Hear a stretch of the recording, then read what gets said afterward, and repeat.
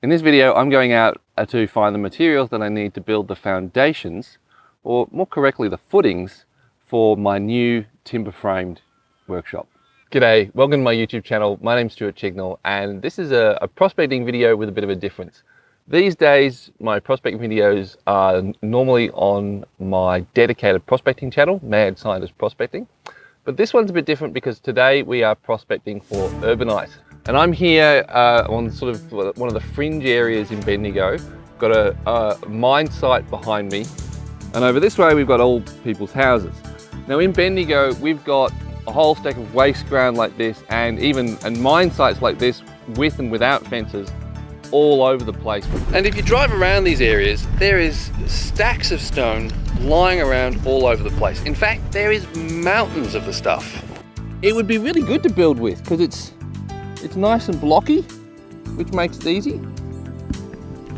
And you would think that since I'm going to be putting all this effort into building this workshop with traditional methods like a full timber frame, thatched roof and all, that I would make the footings out of stone and make it a feature of the build.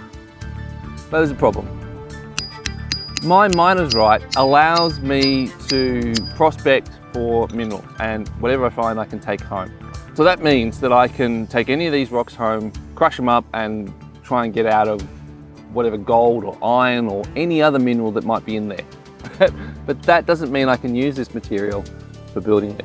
Because if we look at the legislation and the definition of mineral means any substance which occurs naturally as part of the Earth's crust. Cool. But excluding water, stone, peat or petroleum. Bother. So just to clarify, my interpretation of the legislation is that I could take as many of those rocks as I want if I was intending to crush them for minerals. But if I'm intending to use them as stone for building, no, that's illegal.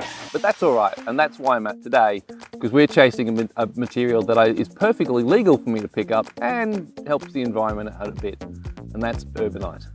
And if you don't know, Urbanite is a bit of a joke in the sustainable building community. It's another name for concrete, as in urbanite. It's not that funny, but anyway.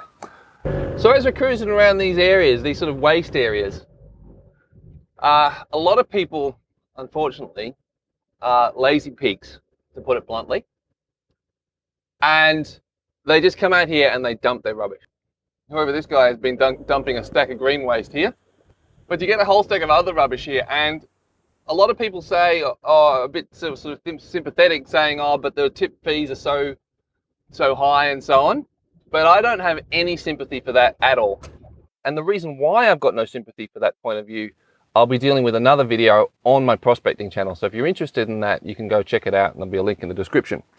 But I've just found what we're here for.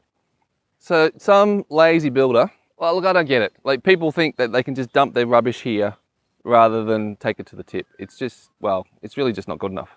Now, Urbanite has some great positive features. It often comes in sort of blocky shapes, like this, and like this. This looks like it was a bit of footpath or something. And that's really, really convenient for building because they sort of stack on top of each other.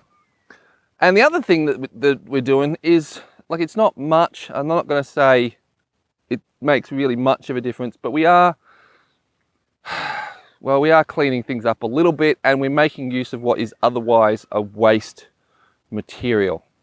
I'm not going to be cleaning up the rest of this, so there's still going to be a hell of a mess here. But it does make a bit of a difference. Ooh, what was I saying about potentially of processing rocks for minerals?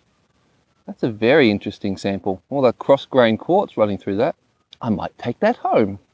All right, not why we're here. And I'm only going to be taking a little bit of this. There's still going to be a lot left there. But the other cool thing about that pile is the brick. Concrete is a very bad material to use in contact with wood. Concrete is like a sponge and it holds moisture within its structure. And when you have wood in contact with the concrete, the moisture is gradually released into the wood and that promotes rot, even when you're using a rot-resistant timber. So whenever you're building, you never, ever have concrete and wood in contact with each other. And that's the cool thing about this pile of stuff, is I don't have to go in multiple places. I can grab the brick, and I use the concrete as the layer in contact with the ground to give it mass and breadth and stability, and then just cap it with a bit of the brick. That will give me a good surface on which to place the wooden members of the timber frame structure.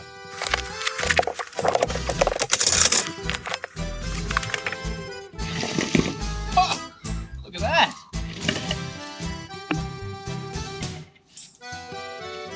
Here's one we made earlier.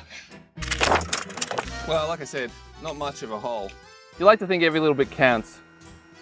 Sometimes it does. And sometimes doing a little bit just makes things not be worse. Well, the Urbanite is now unloaded back at home and it's ready to be placed for the footings for my new workshop. If you want to see the videos for that, you'll need to pop over to my other channel, Chestnut Nags Tools from Japan. That's where all those videos are going to be.